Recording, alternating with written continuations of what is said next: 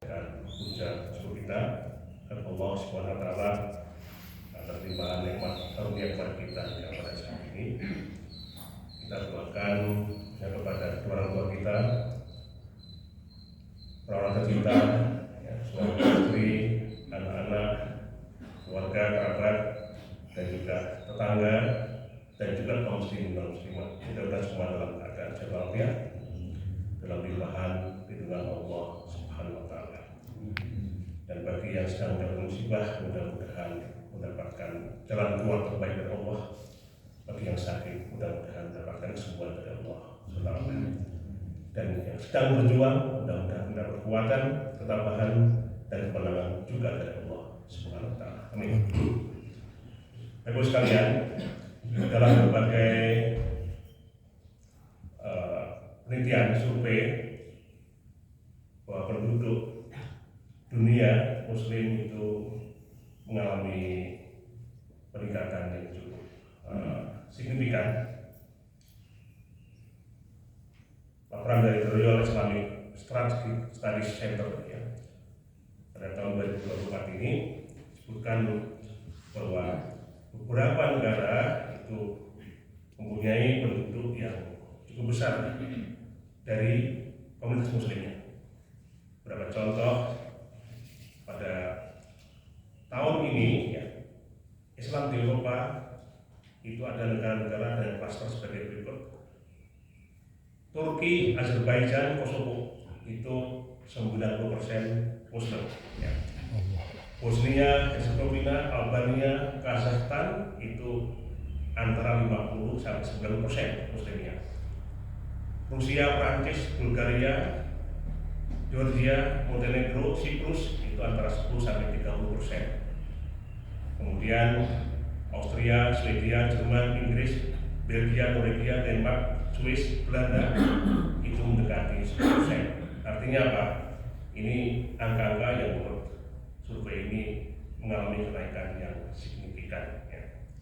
Nah, sampai pada saat ini memang per negara jumlah muslim di dunia ini yang terbesar memang masih Indonesia, yaitu 40,6 juta, kemudian Pakistan 23,06 juta, India 209 juta, Bangladesh 158 juta, kemudian Turki 83 juta.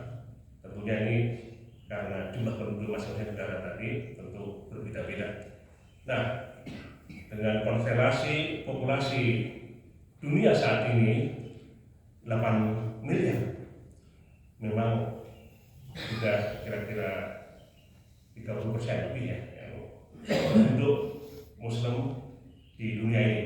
Nah, ada negara-negara yang boleh dibilang tidak punya penduduk Muslim. Satu-satunya bahkan yaitu Vatikan. Vatikan memang tidak ada satupun penduduk Muslim yang tercatat. Jadi mayoritas di Vatikan itu adalah pemeluk agama Katolik. Jadi mungkin memang nggak boleh jadi penduduk sana. Nah, kemudian laporan Pew Research menyebutkan bahwa kenaikan Muslim di Eropa dan Amerika itu melalui 3 faktor yang paling penting dan barangkali perlu kita cermati. Yang pertama adalah karena migrasi. Jadi perpindahan Muslim dari negara lain ke negara tersebut. Karena Amerika, Eropa itu cukup akseptasinya tinggi, menerima kunjungan bahkan migrasi dari negara lain, termasuk pengungsi. Ini juga migrasi, walaupun tidak selalu demikian. Karena saya beberapa waktu lalu mendapatkan cerita teman, anaknya studi Kanada, setelah sekian lama nggak mau pulang. Jadi semua anaknya di sana Muslim semua dan menikah di sana, akhirnya berarti menambah jumlah penduduk Muslim dan keturunan yang nanti insya Allah begitu. Kemudian teman saya juga di Amerika juga demikian. Dia dengan anaknya di sana, tapi orang tuanya mau pulang, anaknya bilang, bapaknya yang pulang, saya akan pulang. Nah, begitu. Juga teman saya ada di Jerman juga demikian. Jadi setelah lama di sana, orang tuanya mau pulang, anaknya bilang, bapak sama ibu saja yang pulang, saya akan tetap di sini. Dan mereka semua adalah Muslim. Jadi faktor migrasi ini penting menjadi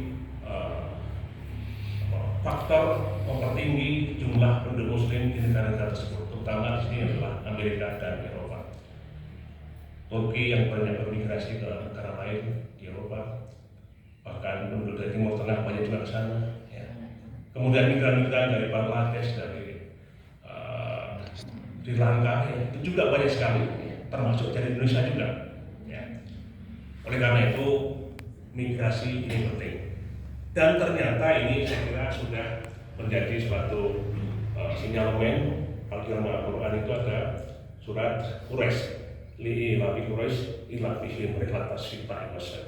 Jadi karena Quraisy itu adalah suku yang hobi untuk traveling, berpindah tempat, maka penyebaran Islam menjadi sangat cepat. Kita Indonesia barangkali kalau bicara sejarah, katakan Wali Songo itu banyak yang dari Timur Tengah, dari sana ya. Mereka sengaja traveling, berpindah tempat, migran untuk menyebarkan agama. Dan itulah faktor penting kenapa Muslim di Amerika dan di Eropa meningkat. Nah, demikian ini cerita dari Eurasian. Yang kedua, fertilitas tinggi. Jadi mungkin pengajaran Islam menyatakan bahwa Rasulullah itu bangga kalau umatnya itu jumlahnya banyak, gitu ya. Ini implikasinya adalah keluarga Muslim itu sebaiknya punya anak banyak, gitu ya. Ditambah lagi doa anak pada orang tua itu adalah suatu rezeki yang luar biasa. Ya. Kemudian anak itu semua membawa rezeki Anda. Jadi ini adalah suatu pengajaran yang sangat penting dalam keislaman. Sehingga ini faktor yang menyebabkan kata Eurasian itu kenapa Eropa, Amerika meningkat. Karena migran yang Muslim tadi rata-rata punya anak lebih banyak daripada penduduk lokal. Ya. Di Eropa itu Muslimnya fertilitasnya itu 2,1. Kalau Kristen 1,6, Yahudi 1,8. Ya. Bahkan kalau kita bandingkan dengan negara lain, Nigeria itu banyak Muslimnya 6,6. Artinya apa? Setiap perempuan di Nigeria itu punya anak kira-kira 6,6. Lebih dari 6 anaknya rata-rata. Seperti Indonesia mungkin tahun 70 kali gitu ya, atau 60 rata-rata kita atau nenek kita itu punya anak bisa 6, 7, 8, 9, 10 sampai 15 gitu ya. Kalau sekarang rasanya kan itu nggak mungkin, hampir nggak ada sekarang, kan gitu ya. Nah, Indonesia saat ini adalah 2,2 rata-rata anak dari seorang perempuan selama hidup perempuan itu melahirkan 2,2 kali, ya, gitu ya. Jepang 1,3. Artinya apa? Ini yang punya fertility di bawah 2 ini gambarannya declining, jumlah penduduknya berkurang. Tapi kalau masih di atas 2 itu growth-nya masih ada. Indonesia masih ada growth. Nah, ini juga saya kira ada pengajaran dari Rasulullah, itu ada hadis yang diriwayatkan oleh Abu Dawud. Nikahilah perempuan yang penuh cinta, artinya kasih sayang, gitu ya, mencintai suaminya. Gitu ya. Itu sebaliknya juga barangkali, gitu. Tapi kasihnya adalah laki ke perempuan. Dan yang dapat mempunyai anak banyak, karena sesungguhnya akan bangga dengan sebab banyaknya kamu pada umat-umat nanti. Nah, itu faktor yang kedua, kenaikan jumlah populasi Muslim di Amerika dan di Eropa. Nah, berikutnya Eurasian mengatakan faktor yang ketiga cukup besar juga, yaitu pindah agama. Di rupanya Amerika dan Eropa itu cukup besar angka perpindahan agama dari agama lain, terutama ke Islam. Ya. Kita banyak cerita, termasuk yang saya ceritakan di Jerman itu, profesor kolega saya cerita, ya, dia keluar dari masjid, bilang pindah dari agama Katolik menjadi tidak beragama, gitu ya. Kenapa? Karena pajaknya terlalu tinggi. Walaupun agaknya kecil, ternyata ketika dia sudah pindah, istrinya mau pindah, tetap aja dipotong, gitu ya. Nah, kemudian Eurasian menyatakan Islam adalah agama yang paling banyak menerima konversi, artinya agama lain pindah ke Islam itu dicatat paling banyak. Dan perpindahan paling banyak berasal dari Kristen dan Buddha. Jadi yang paling banyak pindah agama itu dari Kristen, agama lain terutama Islam, dan juga Buddha pindah agama, dan kebanyakan agama Islam. Jadi Kristen dan Buddha kata Indonesia adalah dua agama yang paling banyak ditinggalkan oleh pemeluknya setelah mereka banyak membaca buku, menelaah studi dan sebagainya. Nah, migrasi yang jelas tinggi dan migrasi ini menjadi faktor penting yang ditelaah oleh riset, dan selama korelasi itu terjadi seperti sekarang, maka Islam punya kans untuk bisa menjadi mayoritas di Eropa. Pada tahun 2070 katanya begitu. Saat ini masih Kristen ya, Katolik yang menjadi mayoritas, pada saat yang nanti akan. Nah, kita tidak tahu karena dunia begitu labil ya, perang di Gaza, ya, Israel, orang ke Yaman, ya, Libanon, sangat tidak menentu. Apalagi Amerika sudah ya, memancing-mancing di Ukraina ya. Hingga beberapa hari yang lalu ada laporan bahwa pesawat tempur Amerika dikejar oleh pesawat tempurnya Rusia kan itu, karena mencoba dekat-dekat kejar gitu. Nah, ini bisa sangat berbahaya kalau terjadi suatu katakanlah ledakan emosi dan kemudian perang dunia kedua. Kita tidak tahu. Tapi Allah saya kira punya rencana yang terbaik untuk kita semua.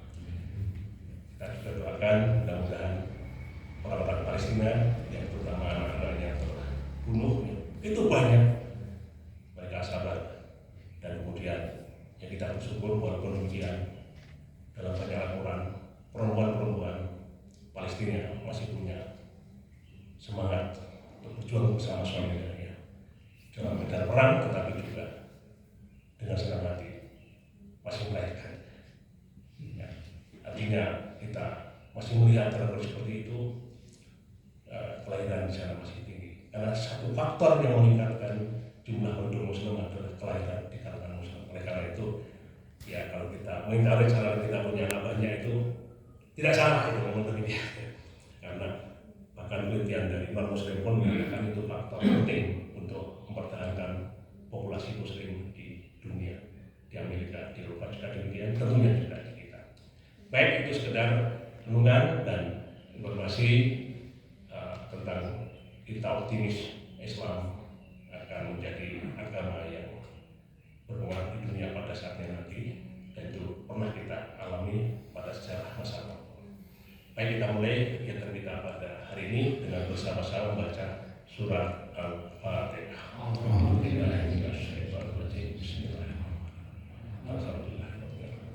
Ar-Rahmanir-Rahim. Iyyaka na'budu wa iyyaka nasta'in. Ihdinas siratal mustaqim. Siratal ladzina an'amta 'alaihim ghairil maghdubi 'alaihim waladdallin. Subhanallahumma rabbana wa bihamdika asyhadu an la ilaha illa anta astaghfiruka wa atubu ilaik. Assalamualaikum warahmatullahi wabarakatuh.